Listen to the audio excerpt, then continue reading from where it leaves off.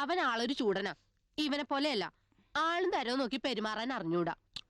എന്ന് കരുതി ഞങ്ങളോട് ദേഷ്യമൊന്നും ഇല്ലല്ലോ അല്ലേ? ദേ, ഞങ്ങൾക്ക് ഒരു പിണക്കും ഇല്ലാട്ടോ.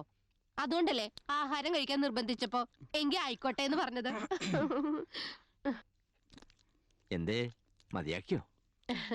ഞാൻ വളരെ കുറച്ചേ കഴിക്കാറില്ലേ. അത് കണ്ടപ്പോഴേ തോന്നി ഇയാളും ഡയറ്റ് കൺട്രോൾ ചെയ്യുന്ന കൂട്ടത്തിലാണ് അല്ലേ? ഡെസേർട്ട് വല്ലതും, ഐസ്ക്രീമോ മറ്റോ? എനിക്കൊരു ഐസ്ക്രീം ആയിക്കോട്ടെ. വേണ്ടാന്ന് പറഞ്ഞാ ഇപ്പോഴും പിണക്കാണെന്ന് നിങ്ങൾ വിചാരിച്ചാലോ? വോയിസിന് എഫക്ട് ചെയ്യുന്നൊന്നും സാധാരണ ഞാൻ കഴിക്കാറില്ല. എന്നാലും ഇത്തരം സന്ദർഭങ്ങളിൽ കഴിക്കുന്നതുകൊണ്ട് വിരോധമില്ലെന്നാണ് എൻ്റെ ഒരു കാഴ്ചപ്പാട്. അങ്ങോട്ട് അങ്ങോട്ട്. അമ്മയും മോനും പേരിനതേ ഇത്രേ കഴിച്ചുള്ളൂ. ഞാൻ കരുതി കണ്ടു നിന്ന മാത്തനങ്ങളുടെ കണ്ണ് തള്ളി തള്ളി പ്ലേറ്റിലേക്ക് വീണിട്ട് ബുൾസയാണെന്ന് കരുതി ആ തള്ള അതും എടുത്ത് കേറ്റുന്നു. ആ തള്ള അങ്ങനെ തീറ്റയുടെ വിചാരേ ഉള്ളൂ. പറ്റിയ മോനും. ഫുൾ ലെങ്ത് കോമഡി ആയിരുന്നു. കൂട്ടത്തില് കലക്കിയതാ ചെക്കന്റെ പാട്ടാ. ഈ ഹോട്ടലിടയ്ക്ക് ചെറുതായിട്ടൊന്ന് കുലുങ്ങിയത് ജെന്നി ശ്രദ്ധിച്ചോ? അത് എർത്ത്ക്വേക്ക് ഒന്നുമല്ല, അദ്ദേഹം ഒന്ന് പാടിയതാ. രവീന്ദ്രനാഥ് സാറിന്റെ സംഗീത പാരമ്പര്യം കിട്ടിയത് അവനാന്നാ വിചാരം, പൊണ്ണത്തടിയൻ. പക്ഷെ ശരിക്കും രവീന്ദ്രനാഥ് സാറിന്റെ പാരമ്പര്യം കിട്ടിയ ഒരാളുണ്ട്, ചേട്ടൻ, നമ്മുടെ അട്ടഹാസ നായകൻ. പറഞ്ഞിട്ട് എന്താ കാര്യം? വാശി, ഭയങ്കര വാശി. ബാത്റൂമിൽ പോലും ഒരു മൂളിപ്പാട്ട് പാടൂല. ഓഹോ, അസലായിട്ട് പാടിയിരുന്നതാ പണ്ട്. സ്കൂൾ യൂത്ത് ഫെസ്റ്റിവലിൽ 2 തവണ സ്റ്റേറ്റിൽ ഫസ്റ്റും വാങ്ങിയിട്ടുണ്ട്. കക്ഷിയുടെ തന്നെ ഭാഷ പറഞ്ഞ ജീവിതം കൊണ്ടുള്ള നെട്ടോട്ടത്തിനിടയിൽ സംഗീതത്തെ കുഴിച്ചു മൂടി ഒരു വാഴ നട്ടു. അത് കൊള്ളാലോ. നമുക്ക് ആ വാഴ മാറ്റി കുഴിയൊന്ന് തോണ്ടി സംഗീതത്തെ അങ്ങോട്ട് പുറത്തെടുത്താലോ? നടന്ന തന്നെ. നമുക്കൊന്ന് ശ്രമിക്കാന്നേ. അത്ര വലിയ പാട്ടുകാരനാണെങ്കി അതൊന്ന് കേക്കണല്ലോ. പാടാത്ത പാട്ടിന് മധുരം കൂടുന്ന. പാടിക്കാൻ ചെല്ലുമ്പോ തലയിലൊരു ഹെൽമെറ്റ് കൂടി വെച്ചോണം. അത്ര വാശിക്കാരനാ? എന്താ സംശയം?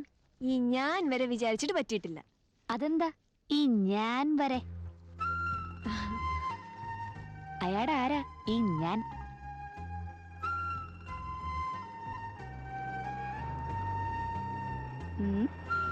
അയാളെ പറ്റി പറയുമ്പോ 100 നാക്കാണല്ലോ. എന്താണ്? അയ്യേ, എന്ത്? ഒരു സ്മെല്ല് വരുന്നുണ്ടോ ഇവിടെയൊക്കെ? എന്ത് സ്മെൽ? ഒരുമാതിരി പ്രത്യേക ഗന്ധം. ഈ പ്രേമത്തിന്റെ സുഗന്ധം. ആ സുഗന്ധം കൂടെ കടി ചെന്നാ മതി. എപ്പോഴെങ്കിലും ചെന്ന് നോക്കിയിട്ടുണ്ടോ? ഏയ്, എനിക്കങ്ങനൊന്നുമില്ല. ചെറുപ്പം തൊട്ടുള്ള പരിചയം, അത്ര തന്നെ. എന്തോ ആ പറച്ചില് തന്നെ ഉണ്ടല്ലോ ഒരവലക്ഷണം. അതോ മൂപ്പര് സംഗീതം കുഴിച്ചുമൂടി വാഴ നട്ട പോലെ ഇവിടെ ഇതും കുഴിച്ചുമൂടി വാഴ നട്ടിട്ടുണ്ടോ? ഞാൻ പോട്ടെ, എനിക്ക് ഡ്യൂട്ടിയുടെ ടൈം. അവിടെ നിക്ക്. ഇത് കണ്ടുപിടിക്കാനുള്ള മെറ്റൽ ഡിറ്റക്ടർ എന്റെ അടുത്തുണ്ട്.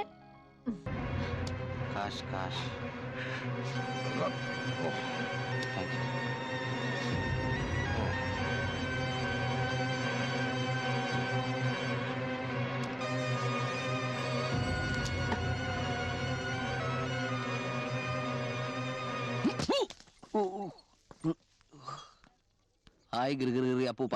അല്ല, ഗിർഗിറി അപ്പൂപ്പ.